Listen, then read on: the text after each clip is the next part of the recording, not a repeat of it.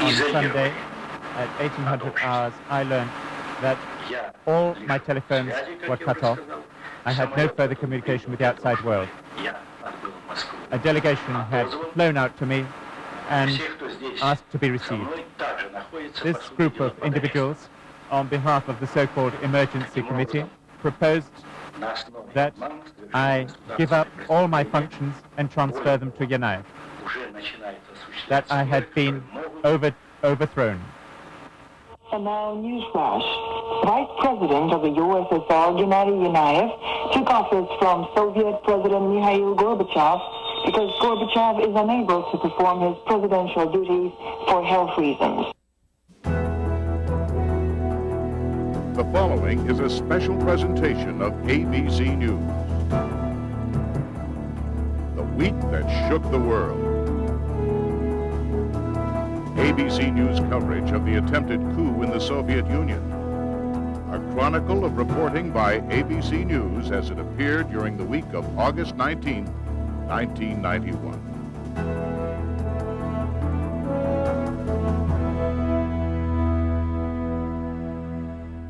This is a special report from ABC News.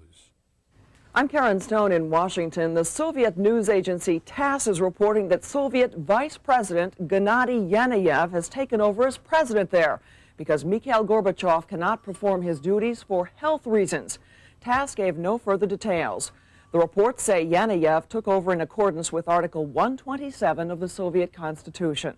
To repeat, Soviet Vice President Gennady Yanayev has taken over as president because Mikhail Gorbachev cannot perform his duties for health reasons. Good morning. Mark the date well. August 19th, 1991. Historians are likely to be analyzing the events of this day for generations to come. Military leaders and the Soviet secret police have taken control of the government, and now Vice President Gennady Yanayev is sitting in the president's seat. The hardliners say the country has become ungovernable because of perestroika. Tanks are moving into the capital, taking up positions near key government buildings. Outside the Russian Parliament building, crowds began gathering early this morning to hear Russian President Boris Yeltsin call for a general strike to protest what he calls an unconstitutional coup. Mikhail Gorbachev has been vacationing in the Black Sea resort area and has not been seen since the takeover. I should just tell you that Gennady Yanayev is a veteran Communist Party leader, and he is a man who was selected by Gorbachev to become his running mate. He was initially rejected by the liberals in the Soviet parliament, but was ultimately voted into office. Sheila Kast is standing by in Moscow now with a report on this morning's events. Tanks from the Soviet army's crack Tamansk and other divisions raced through the streets of Moscow along roads leading to the Kremlin. Armored personnel carriers rolled by, carrying scores of troops, some of them brandishing machine guns. Early in the morning, military vehicles rolled up to Spassky Tower, one of the Kremlin gates. There was no confrontation, but it was a show of military might. The military activity underscored the membership of the emergency committee Yanayev has put in charge. It includes other hardliners, such as Yazov, the defense minister, and Khrushchev, the head of the KGB. Civilian traffic rolled alongside the military vehicles, and pedestrians strolled past stores. But the emergency committee banned all demonstrations, threatened a curfew if there are disturbances, and took control of the mass media. Only Kremlin-controlled television remained on the air to make that announcement, as well as moves by the committee apparently aimed at winning popular support. Yanayev promised cuts next week in the price of food and some consumer goods. He promised increases in wages and pensions, and a quick end to the country's housing shortage. All this may make Yanayev and his committee, at least temporarily, more popular than Gorbachev. If there is resistance, it may well come from the republics. The head of the biggest republic, Boris Yeltsin of Russia, called for a general strike and civil disobedience. Yeltsin said he had not made contact with Gorbachev, but an aide to Yeltsin said he believes the reports that Gorbachev is under arrest at the Black Sea. Ted? There are two Russian words with which we've become intimately familiar over the past 6 years that Mikhail Gorbachev has been president of the Soviet Union, leader of the Soviet Communist Party. The one is glasnost, which refers to openness. The other is perestroika, which of course refers to the restructuring of the Soviet government. Those are the linchpins, in effect, of Mikhail Gorbachev's policies. What do you think is going to happen to Glasnost and Perestroika? Well, we are already seeing at least a temporary shutdown of Glasnost. The mass media has been taken over by this emergency committee. Newspapers are not answering their phones. Clearly, Glasnost openness is under attack. In terms of Perestroika, clearly the committee is heading to undo some of the reforms. It is talking about cutting prices, raising wages, the reverse of market conditions needed here. Whether they can, in the long term, undo some of these changes, whether they can go back to the old command economy, which in many ways no longer exists, remains to be seen. ABC's Ann Compton is at the vacation White House in Kennebunkport, Maine, where earlier this morning, President Bush came out and made a brief statement and then held a news conference. And he was quite tough, wasn't he? He was tough, and those scenes, Ted, are exactly what gave the president some glimmer of hope that perhaps this coup would not succeed. One of the reasons that we have conducted our policy the way we have is to encourage reform and democracy. And I've said over and over again that we did not want to see a coup backed by the KGB and the military, and apparently that is what is underway. I think it's also important to know that coups can fail. They can take over at first, and then they run up against the will of the people. So it's too early to say, but let's hope that Yanayev, when he made his statement, was speaking from conviction. His statement being that this will not mean setting back, as I understand it, setting back reform and commitment to go forward. Gennady Yanayev held a news conference in Moscow approximately 2¼ hours ago. We have just gained access to that news conference, and what we'd like to do is show you a brief excerpt of that conference, and I'll be talking to my colleague Sheila Kast. You should know that the response you will be hearing is a reply to a question having to do with the health of Mikhail Gorbachev, because the pretext that has been given by the new ruling government in the Soviet Union for Mikhail Gorbachev not being in power right now is his poor health. I must say that Mikhail Sergeyevich Gorbachev is now in the Crimea on holiday, under treatment. He's become very tired in recent years, and he needed some time in order to recover his health. And I should like to say that it is our hope,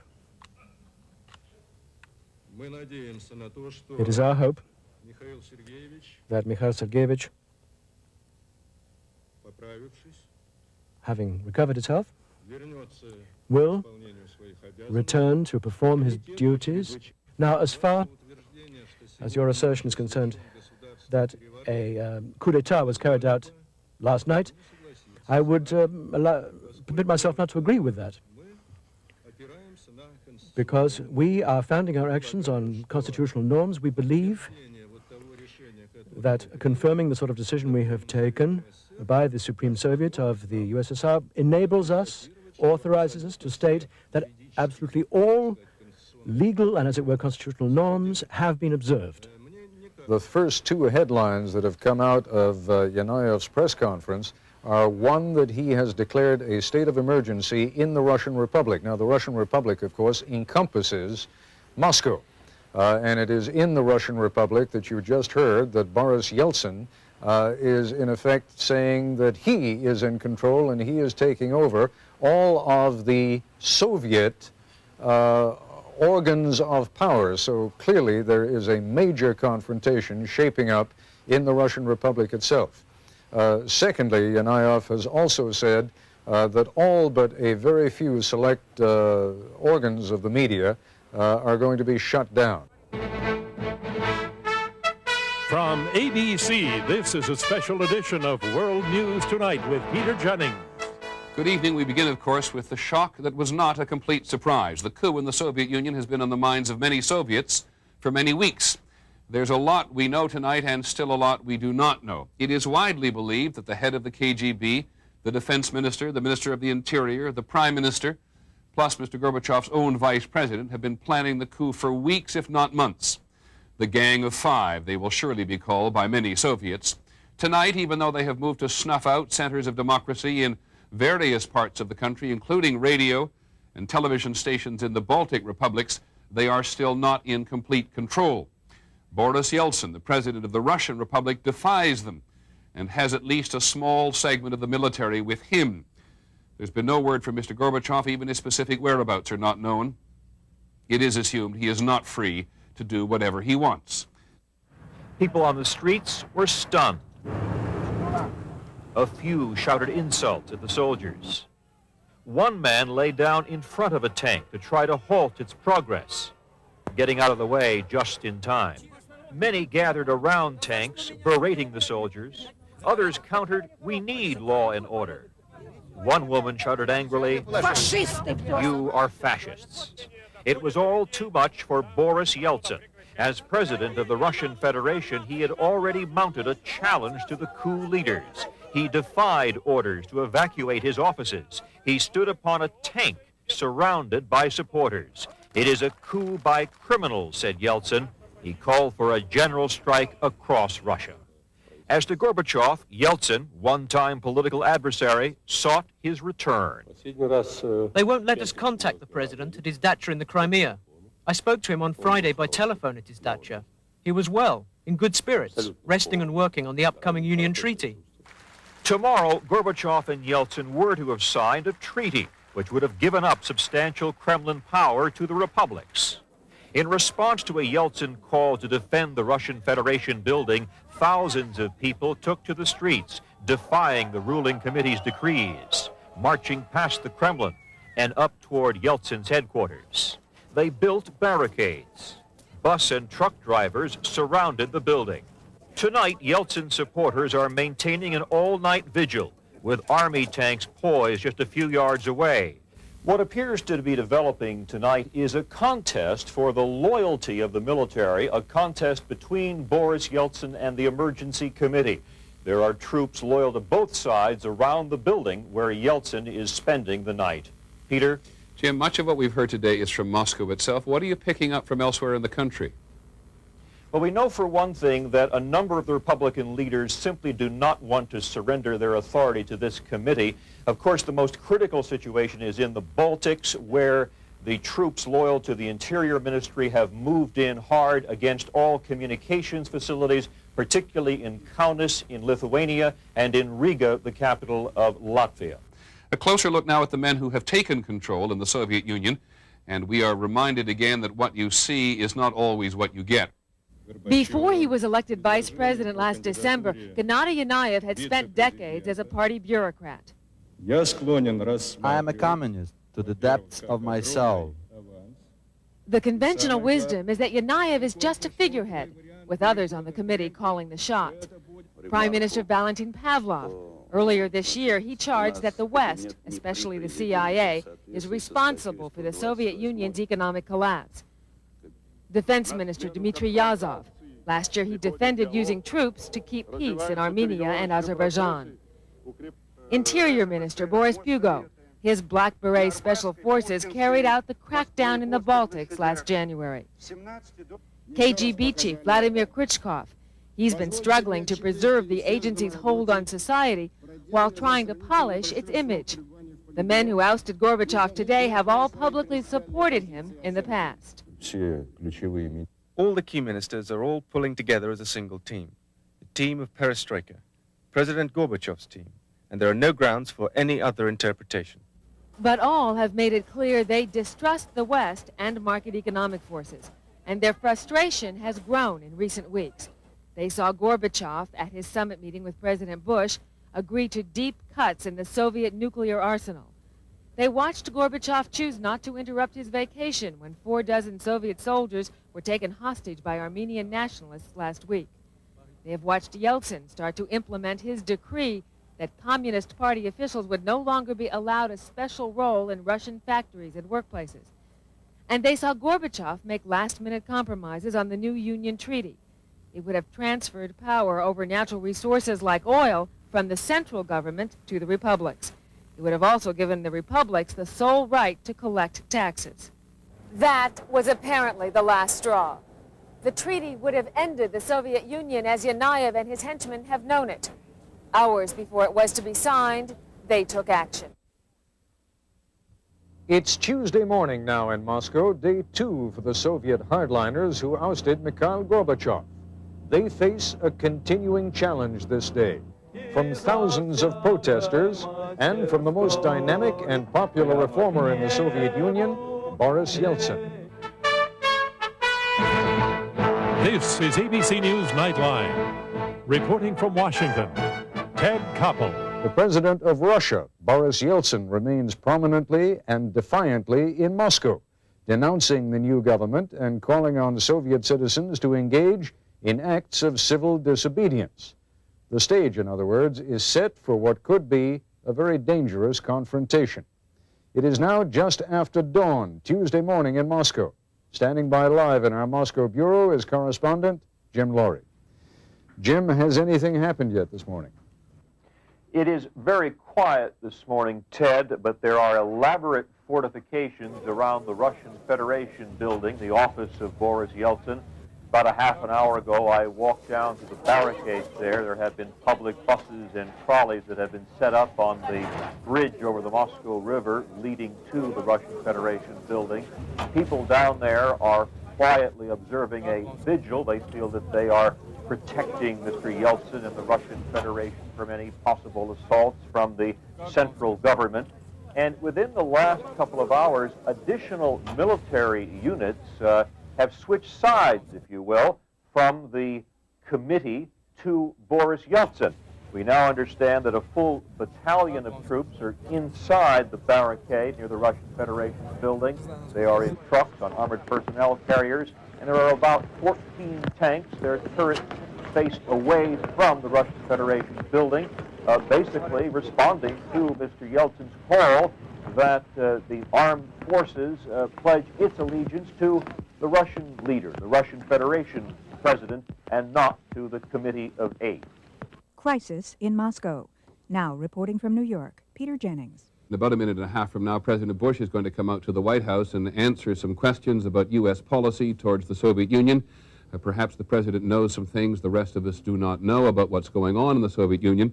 But just very quickly before we go to the White House, I want to go to Moscow and ask our bureau chief there, Jim Laurie, just one question. Jim, do we know today the whereabouts of Mikhail Gorbachev? We have just received, Peter, some fairly firm information from the Crimea, and we have established that Mr. Gorbachev is still in his dacha, his home, approximately 20 miles from Yalta, in a town called Faros. He was placed under house arrest there on Sunday. There were earlier reports that he'd been removed and taken somewhere else, perhaps back here to Moscow, but we talked to two different sources in Yalta, one his personal physician and another attendant, and they say that he is still there, although they do not have access to him. There have been some very large demonstrations in the Soviet Union today. Boris Yeltsin and the former Soviet Foreign Minister Edward Shevardnadze spoke to a large crowd in Moscow in which they both appealed to people there to defy the coup's leaders. There were demonstrations in some of the Baltic republics where the Soviet military has moved quite quickly to try to clamp down on the independence movements there. There's no indication that they've had any success. So here is the Rose Garden of the White House. The White House press corps gathered. The president, as you know, returned from Kennebunkport in Maine yesterday so he could get a better handle on events in the Soviet Union. And now we shall see whether or not he's going to continue to get tougher with the new Soviet coup leaders as he has in the last 24 hours. I have this morning spoken with Boris Yeltsin, the freely elected leader of the Russian Republic. And I assured Mr. Yeltsin of continued U.S. support for his goal of the restoration of Mr. Gorbachev as the constitutionally chosen leader. Mr. Yeltsin is encouraged by the support of the Soviet people and their determination in the face of these trying circumstances. He expressed our gratitude, his gratitude for our support of him and President Gorbachev. The situation concerning President Gorbachev's status is still unclear, and I've twice tried to reach him by phone, including within the last hour, but have so far been unsuccessful. What kind of support are you able, or will you give them other than verbal? Well, I said yesterday that some coups fail. The likelihood of this, it's hard to evaluate in this circumstance. However, there appears to be very strong support from the people in the Soviet Union for constitutional government, for democratic reform. We want to be very cautious about this, but a tense situation has developed at the Russian Federation headquarters, which is about 10 blocks from the ABC bureau here. We received a telephone call from the office of Andrei Kozyrov, who is Mr. Yeltsin's foreign minister. He is due, in fact, to go to the States to meet with Mr. Bush later this week. And we are told that they fear an attack by military forces loyal to the Committee of Eight that took over power from Mr. Gorbachev yesterday. Their belief is lodged in radio communications that they are intercepting in the Russian Federation building, and they have put all of their people on alert. Now, one report that we hear has it that the main forces of the military under the Committee of Eight would like to get rid of this battalion of troops that are loyal to Boris Yeltsin. There were still several thousand people outside now, but the military has just announced on the evening newscast called Vremya that there's going to be a curfew in Moscow between 11 o'clock tonight, about an hour and a half from now, until 5 o'clock in the morning, which has only made the people inside the Russian Federation building even more nervous. ABC's Diane Sawyer, who's in Moscow, has been into the Russian Federation headquarters building in Moscow and talked to Boris Yeltsin. As you wind through the corridors toward Boris Yeltsin, it's clear his offices have become a kind of fortress. Bureaucrats who man the telephones are now packing guns. On another floor, officers pored over city maps and talked about which streets to block with buses and trucks. Fire hoses have been pulled in from down the hall to help defend the besieged president of the Russian Republic. But Yeltsin is talking tough. So you are not afraid? This group in this room. Do we show it? Do we look like we're afraid? What are you going to do? I've walked the halls here. It's empty. There are a few men with a few guns, and those of you here, and all of those tanks out there. What are you going to do if the tanks do start to roll? The defenders of this place are not roaming the corridors, they're deployed wherever needed. But you're all going to stay here, all of you, no matter what. We've been here almost 48 hours. We'll be here tonight too. We're not going to leave the battlefield. While Yeltsin and members of his committee talk to us inside his office, a small group of amateur radio technicians down the hall broadcast words of hope to those on the outside. They said they can broadcast as far as southern Russia, as far as that dacha where Gorbachev is being held. Have you been in communication with Mr. Gorbachev at all? No, it's impossible. There is no communication with him.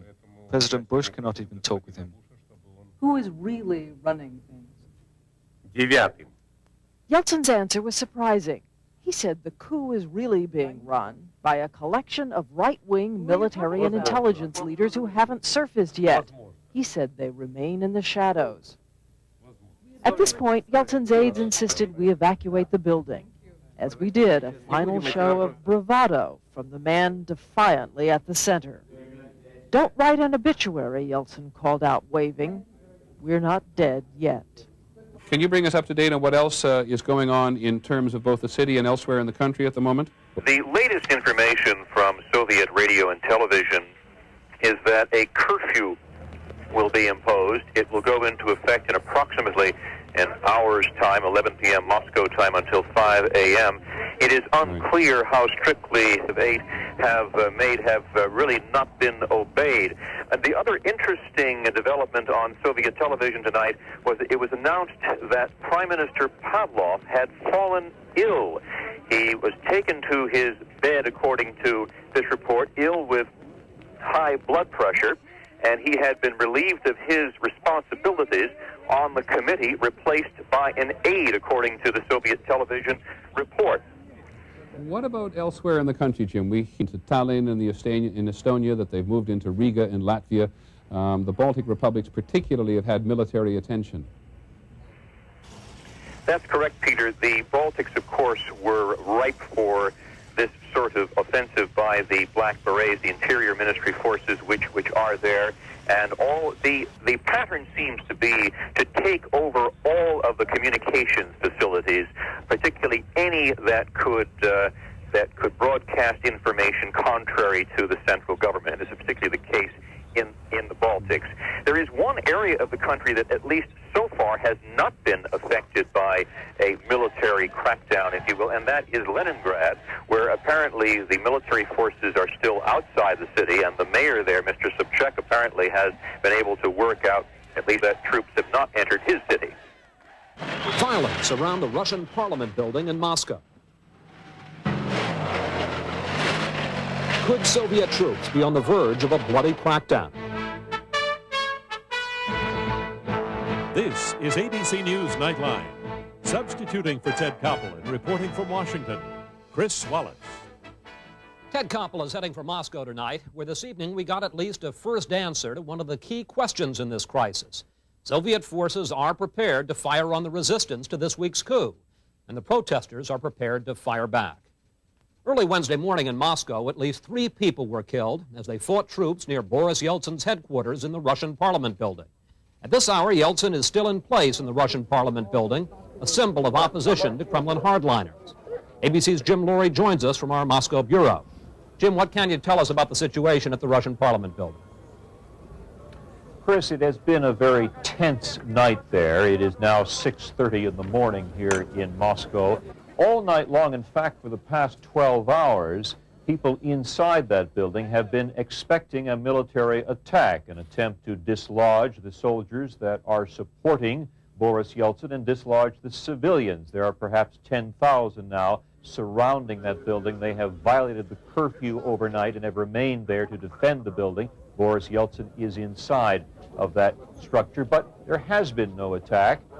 There is speculation that there is disorganization in the Committee of 8, which took power after ousting Mikhail Gorbachev. We simply don't know very many concrete facts. There are conflicting reports about just about everything.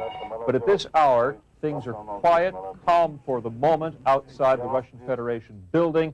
There's still a great deal of apprehension, but no movement, no serious movement at least, by military forces supporting the Committee of 8. Jim, as you say, there was no all-out attack. On the other hand, we have seen that videotape of Soviet military vehicles moving against the resistance barricades, and as we reported, apparently at least 3 protesters have been killed. How did that come about? Well, again, like so many things here, it is unclear, but it seems that 4 or 5 armored personnel carriers were approaching the area of the Russian Federation building, actually quite close to the U.S. Embassy here. They were going down an underpass on what's called the Inner Ring Road. Some speculate they were simply out of place. They certainly, with only 4 or 5 armored personnel carriers, were not about to breach the buses and trucks and other barricades that have been placed across the road there. But they got themselves trapped in there. It was very plain that the soldiers were terribly panicky. They were frightened because they were being pelted by rocks and Molotov cocktails. One of the armored personnel carriers caught fire. It then slammed into the barricades, igniting the buses on that barricade. The soldiers escaped and then started to open fire. It is unclear how many people were killed. Some say 3, others say 4. Some say that at least 2 were crushed by retreating tanks or armored personnel carriers. But one eyewitness I talked to said that the soldiers opened fire into the crowd and one was definitely shot in the head. Joining us now from Paris is the foreign minister of the Russian Republic, Andrei Kozyrov, who's been sent by Boris Yeltsin as his personal representative to the West. Mr. Kozyrov, have you been in touch with Mr. Yeltsin in the last few hours of this evening? Not directly. We're using some indirect links of communication. And what indirectly do you understand is the situation inside the Russian building after the events of this last evening? Well, even judging from my day and night which I spent at this building before I get to the West, I can say and assure you that the spirit is high and they will stand to the last minute, and I think we will prevail. Here are the latest developments in the crisis in the Soviet Union. At the barricades in Moscow, no peace, no war. On one side of the barricades, a human wall. Thousands of civilians protecting the approaches to the Russian Parliament building. Inside that building, Boris Yeltsin, even more defiant. Is the coup committee coming apart? Reports of illnesses. From ABC News, this is World News This Morning for Wednesday, August 21st. Good morning, everyone. The threat of Soviet tanks failed to move Russian leaders out of their fortress in Moscow during the night. So the members of the ruling committee are trying a new approach, and it involves a meeting with Mikhail Gorbachev. ABC's Rick Inderfirth joins us live from Moscow with the latest details. Good morning, Rick. Good morning, Mort. Potentially this is a very important development. The Russian Federation, headed by Boris Yeltsin, has decided to send a delegation to meet with Mr. Gorbachev at his dacha, where he is still under house arrest in the Crimea. It will include the Vice President of Russia, the Prime Minister, several lawmakers, as well as medical experts. And the twist in this is apparently the KGB chief, Vladimir Khrushchev, had invited Mr. Yeltsin to go along as well. Mr. Yeltsin declined that invitation, perhaps because he didn't want to end up in the same circumstance as Mr. Gorbachev, but Khrushchev is going with this delegation. So potentially this is quite important. About the only ally the coup leaders have right now is the weather. Rain has kept the number of demonstrators down. This morning, the barriers leading to the Russian Parliament building were reinforced, but few people stayed out to man them. The Russian president has said the directives of the coup leaders will not be obeyed, and so far they haven't been. The first night of the curfew was widely ignored, and 2 independent Russian radio stations continue to stay on the air. Moreover, the Emergency Committee's Group of 8 appears to be losing some of its members. Soviet television says Prime Minister Pavlov has been confined to bed with high blood pressure. Defense Minister Yazov is reportedly ill. There's even been speculation that KGB Chief Khrushchev resigned, but that appears to be wishful thinking, not substantiated fact. We do have some late developments from Moscow, and we're going to go right now to Sheila Cass. The news, if it turns out to be true, would be stunning. It would spell the end of the coup. Russian President Boris Yeltsin told the Russian Republic Parliament this morning that the entire 8-member emergency committee, which just 3 days ago seized power from President Gorbachev and declared themselves in power, Yeltsin says this entire committee is at the airport trying to leave Moscow. Secretary of State James Baker has told ABC News that the U.S. has independent confirmation that Dmitry Yazov, the defense minister, has resigned from this governing emergency committee. There had been reports that Yazov had resigned. Those reports had been denied, but the U.S. apparently says that they are true. Khrushchev, the head of the KGB, seems to be softening his position. He gave permission, apparently, for a delegation from that Russian parliament where Yeltsin spoke, a delegation from Russia to go to Gorbachev, to travel to Gorbachev's vacation area in the Crimea and check on him.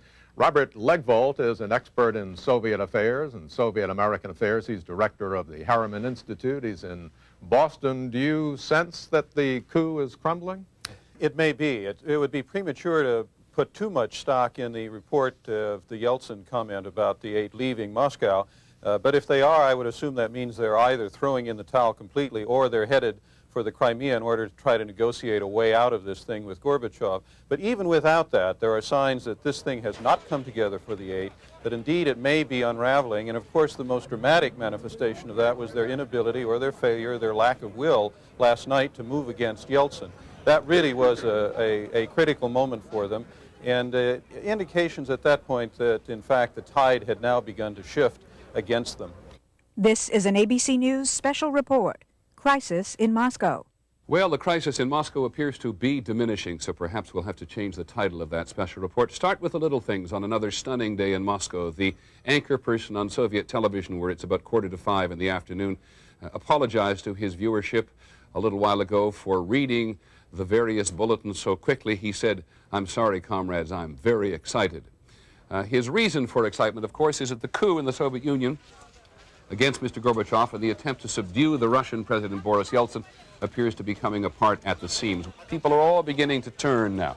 Overnight now, the various political leaders in the individual republics have all begun to declare themselves on Mr. Gorbachev's side and on Mr. Yeltsin's side and against the coup leaders. Our correspondent in Moscow this afternoon, now 4:45 in the afternoon there, is Sheila Cash. Sheila, bring us up to date, would you?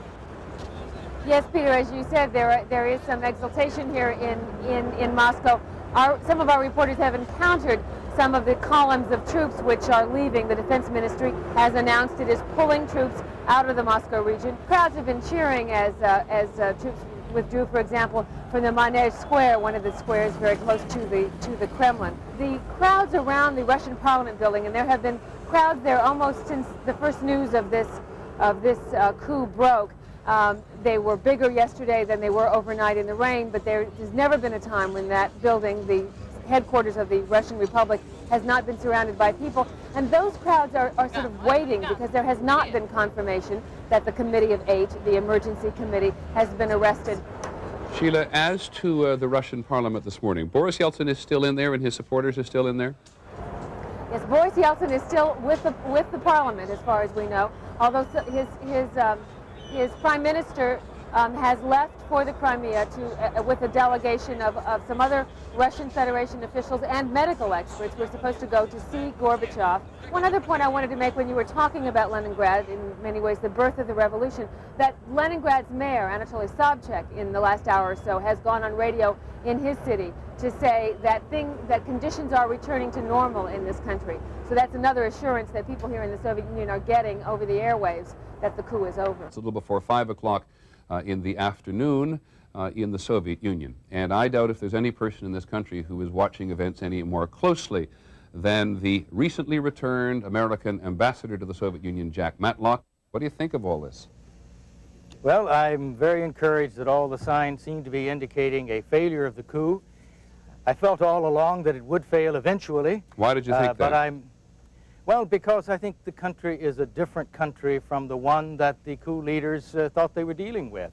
The fact is, it's changed a lot. People will stand up for their rights now. They will stand up against dictatorship, and I think we've seen that, and that makes all the difference in the world. Okay, Mr. Matlock, thank you very much for joining us. Now the official TASS News Agency reports that the Hardline Emergency Committee, this is TASS's words, that overthrew Mikhail Gorbachev, has actually disbanded.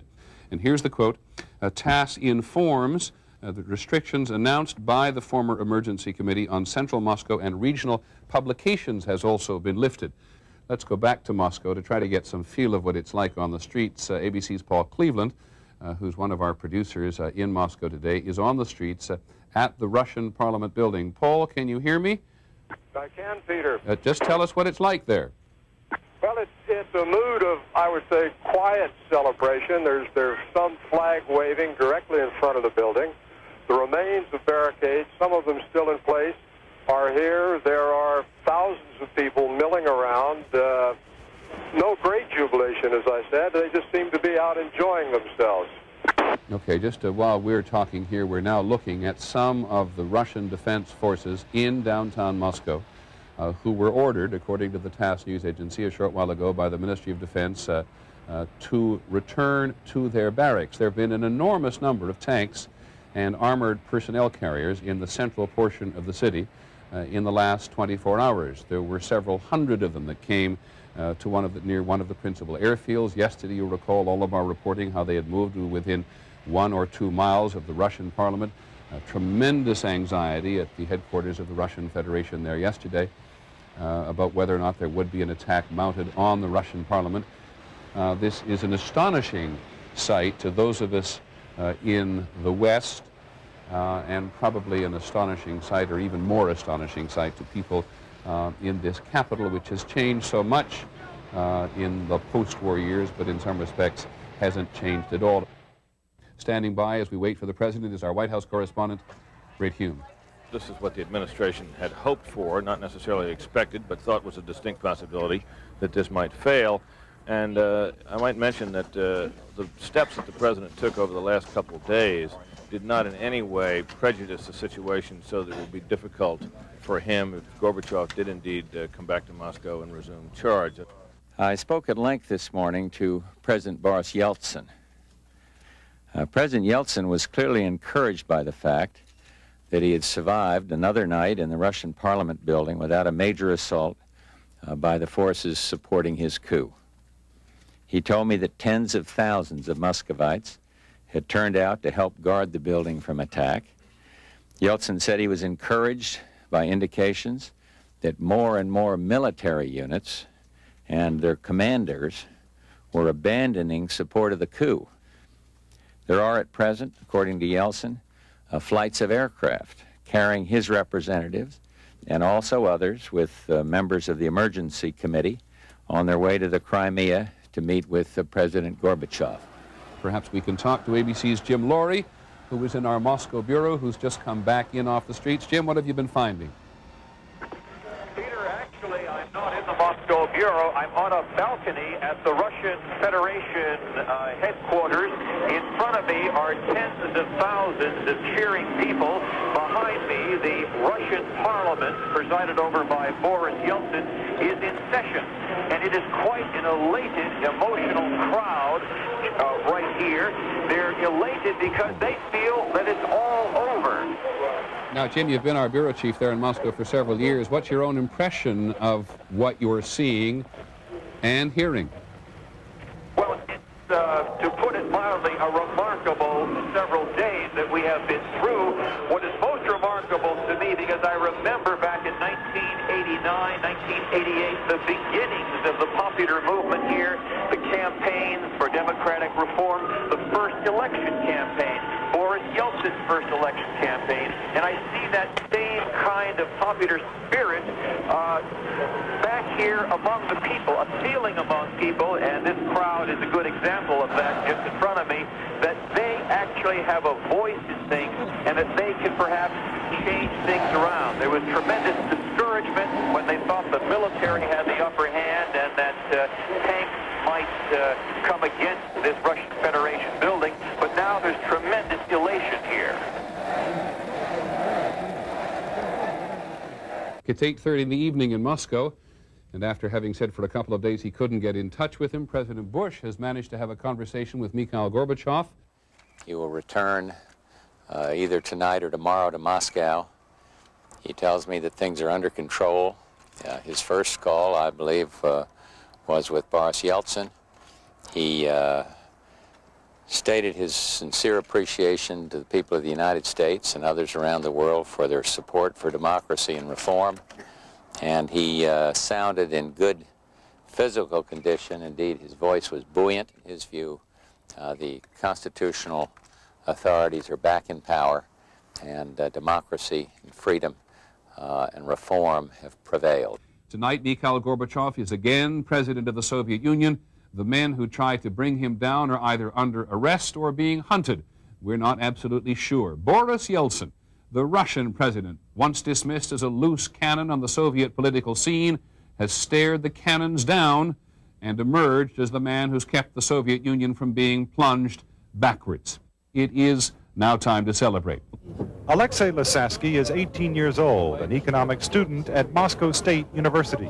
He decided to come here soon after Soviet tanks rolled into the city, but first had to convince his mother.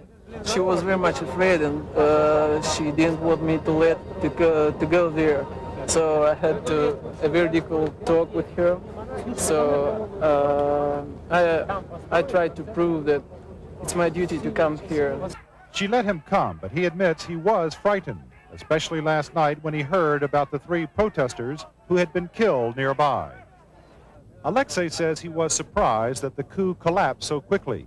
He believes Boris Yeltsin deserves much of the credit and that it was also a victory for the Russian people. We made another step on the way to democracy. Natalia Greenlow is a teacher. She and her husband arrived yesterday. We came here because we considered it to be our really civil duty to be here at that moment.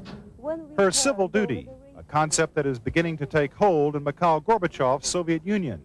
Natalia believes people will be glad to see him again. They would be happy when he will occupy his place, which really belongs to him. Others here say they still have questions about Gorbachev. People think of Gorbachev as they did before all this happened. They still don't have complete faith in him. But there was little talk of that tonight. With the crisis over, they held a concert and called it Rock on the Barricades. It was time for a celebration. They had taken their stand against repression and for freedom. And they had won. Gorbachev arrives back in Moscow and is whisked home in the middle of the night as a new day dawns for the deposed Soviet president, for Russian President Boris Yeltsin, and for the Soviet people. This morning, Thursday morning, here in Moscow, Gorbachev was back. He flew into Moscow around 2 o'clock this morning.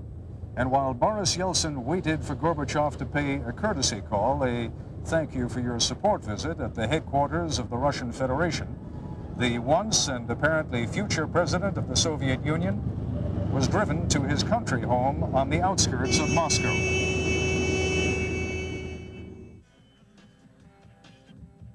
It has been a day and a very long night of confusion bordering at times on near madness. While thousands of mostly young Russians maintained their defensive vigil around the Russian Federation building, what they call Boris Yeltsin's White House here in Moscow, wild rumors flew through the city. Raisa Gorbachev had committed suicide. She did not. Marshal Dmitry Yazov, the Soviet defense minister and one of the men who overthrew Gorbachev only 4 days ago, Yazov too had committed suicide. That also turned out to be a false rumor.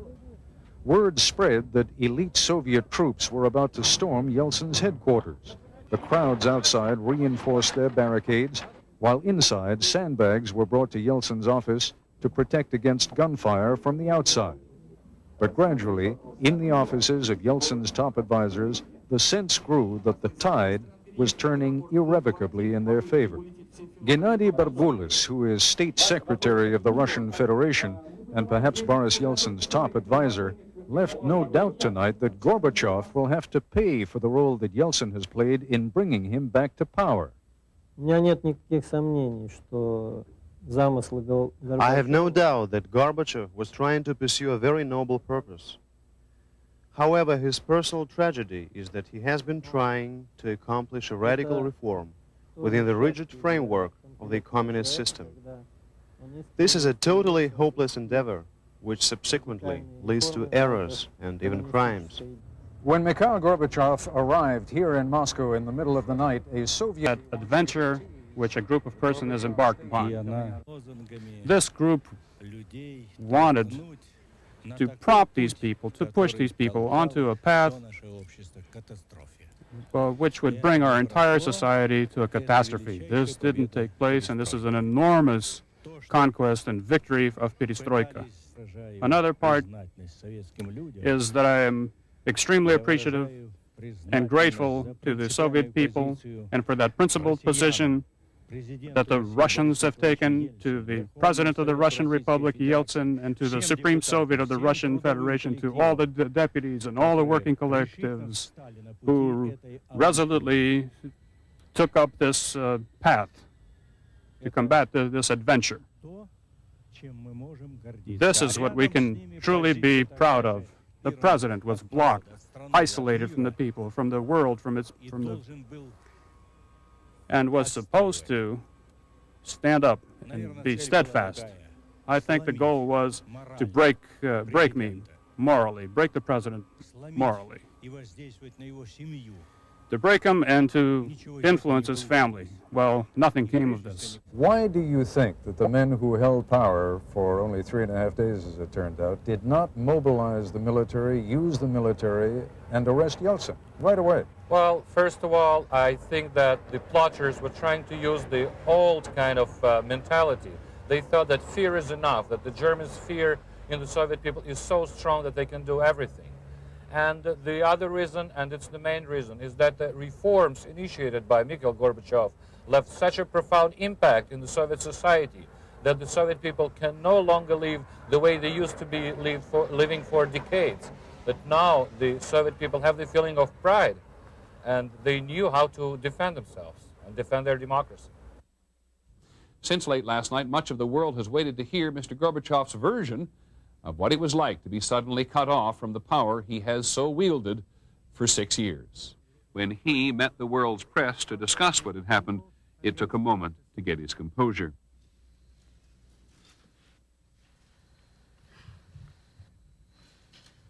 They had been vacationing at their dacha in the Crimea, overlooking the Black Sea. The regular dacha guard, 32 men, were on duty. On the 18th of August, at 10 to 5 p.m., I was told by the head of my guard that a group of people had arrived asking to see me. I said I wasn't expecting anybody, hadn't invited anybody, and hadn't been told of this. And why are they here? The chief of the guard said he did not know, but he recognized one among the group. Plekhanov, the head of the KGB guard, showed up with them. Otherwise, our guard wouldn't have let them through. Gorbachev went to the phone to see who had sent them. I picked it up. It was been cut off. And the third and fourth, I picked them up. I picked up the internal phone, all dead. I was cut off, incommunicado. Then I understood. Gorbachev gathered his family together and told them what was happening. And I would stick to my position right to the end. No blackmail, no threats, no pressure would have any effect on me. Raisa, he said, had handled it better than anyone. Gorbachev then met with the intruders and learned the details of the government's takeover. I said that you and everyone who sent you are adventurous. You're simply going to ruin you, but to hell with you. When the conspirators announced that he was sick, he was calm, but deeply distressed. The doctor wrote his opinion in several copies, and he distributed it so that everyone would know the true state of the health of the president. Gorbachev said how pleased they were to have found an old radio in the house. And the people from the guard managed to hook up an antenna and find out what's going on. We got the BBC, best of all. Though he was not completely clear about it, Gorbachev said that the family took pictures while they were held prisoner. This is one of them. The ordeal for the Gorbachev family lasted 3 days and 3 nights. 72 hours of full isolation ensued. The idea obviously was to break the president psychologically. It was very rough. At his news conference today, among the people Mr. Gorbachev thanked were those who defied the Soviet army and stood up in the streets for the rule of law. Today, some of those people were out in the streets of Moscow again, making it clear they want more. More than 100,000 people turned out for the demonstration. They cheered Yeltsin. They cheered Russia. And they made it clear that Mikhail Gorbachev is not their favorite. The sign reads, "From Russia with love." From the Russian parliament, they marched past the Kremlin in Red Square. The streets of Moscow belong to the people today. It wasn't very long ago that Mikhail Gorbachev tried to ban large demonstrations like this. It's unlikely he will try to do that again. These people came to his rescue. And these people had a few scores to settle. They broke a few signs at the headquarters of the Communist Party and painted "Freedom, Freedom" on the headquarters of the KGB, then turned their attention to the statue across the street, Felix Dzerzhinsky, founder of the Soviet secret police. Dzerzhinsky was introduced to graffiti. Next, metal cables were attached to the statue. Police stood by while protesters argued whether to take Dzerzhinsky off his pedestal now or later. Tonight they decided now was better. One elderly Russian in the crowd said, "I lived through lives all my life, but I am glad I lived long enough to see this." When the hard-line leaders of the Communist Party failed to overthrow Mikhail Gorbachev, they may well have signed the death warrant for the Communist Party itself. 74 years after the Russian Revolution, the Russian President Boris Yeltsin has told the party its activities must be suspended in the Russian Republic. When Mikhail Gorbachev visited Boris Yeltsin's Russian parliament, he got a round of applause at first, but then a lot of heckling, interruption, and embarrassment. At one point, as Gorbachev was telling the parliament how he would restructure the government, he was suddenly asked to read aloud the minutes of a meeting of his cabinet last Monday during the height of the coup. I haven't seen it yet, Gorbachev cautioned. Go on, read it now, Yeltsin insisted. And as a clearly uncomfortable Gorbachev read, he learned that only one of the men in the cabinet he had appointed, UN Ambassador Yuri Vorontsov, spoke out against the coup. When Gorbachev announced permanent replacements for the coup leaders, it was clear they were Yeltsin's choices. Just the beginning of a government shakeup, which Yeltsin and Gorbachev say they'll work out together. In effect, if not in name, a new coalition government.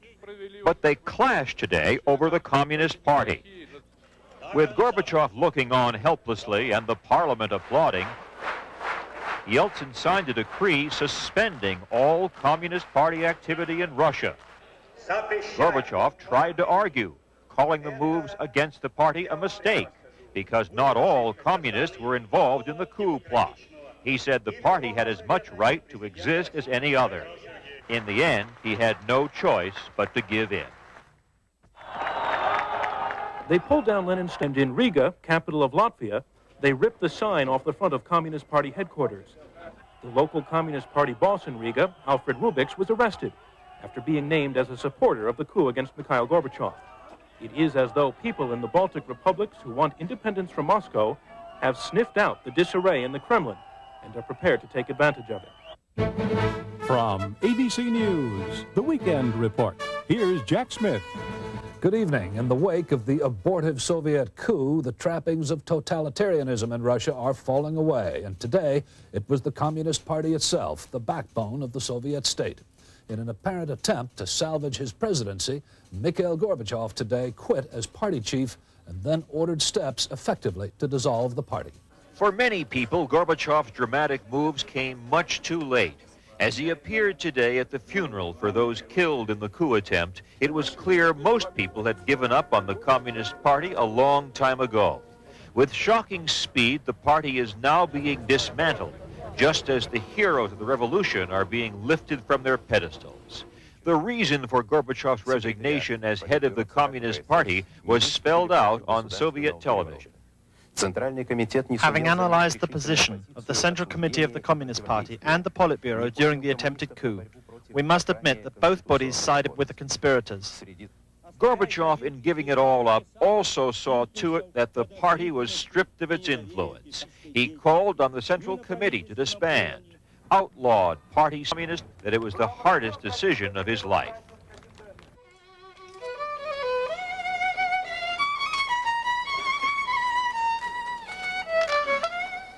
Nearly 1 million Russians came to honor the Soviet Union's newest heroes, the 3 young men who were killed during the coup attempt.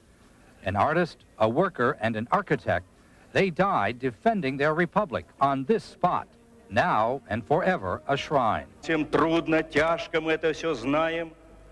Идти избранным путем демократии, свободы.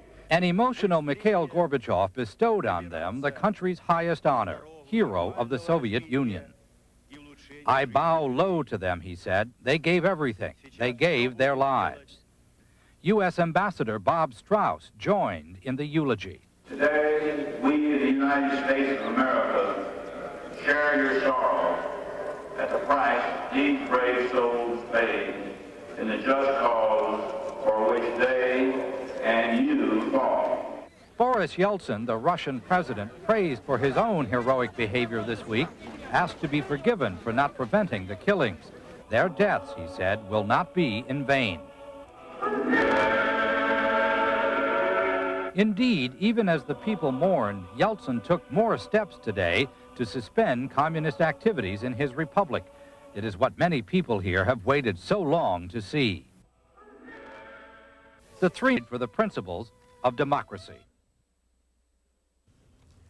John Reed, an early American communist, was also a journalist of sorts and was in Leningrad in 1917 when the Bolsheviks stormed the Tsar's Winter Palace and seized power. And he wrote the best eyewitness account in a book called 10 Days That Shook the World. Now, if he were alive, he could add a final chapter and call it about 5 days, maybe, that unshook the world, describing how the Communist Party came to disgrace in the country where it was born. I think today is the end of the communists. it's quite time for communism to die in Russia and in Soviet Union too. Throughout the Soviet state this week, symbols of the old order came tumbling down. Statues of Lenin, of Felix Dzerzhinsky, the founder of the secret police. The old pre-revolutionary Russian flag came out to replace the hammer and sickle, and reformers were named to head the Interior Ministry, the Army, and the KGB, the apparatus of control. The coup has destroyed the old totalitarian empire and everything associated with it. The failure of the coup is expected to accelerate the pace of reform and the breakup of the Soviet state. The central power is going to be weaker. I don't think there's really very much doubt about that, because the republics have really flexed their muscle now, especially the Russian Republic. The Russian Republic, it has 76% of the Soviet Union's landmass and 51% of its population. And its charismatic leader, Boris Yeltsin, who personally rallied popular opposition to the coup, has emerged as the clear political winner. And I assured Mr. Yeltsin, U.S. policy began shifting to accommodate the emergence of Yeltsin, a man the White House once dismissed as a fool. But not anymore. Forgotten in all the week's images is the fact that during the coup, most Russians were not on the street. In food stores just 15 minutes from the Kremlin, shoppers stood in line sometimes 8 hours to get basic necessities. Economic conditions are worse than in the Great Depression. Unless food gets on the table soon, reform this winter could become just as discredited as communism is this weekend. For the moment, though, the Soviet people and the rest of the world are fixed on the fact that 74 years after its birth there, communism in the Soviet Union is dying.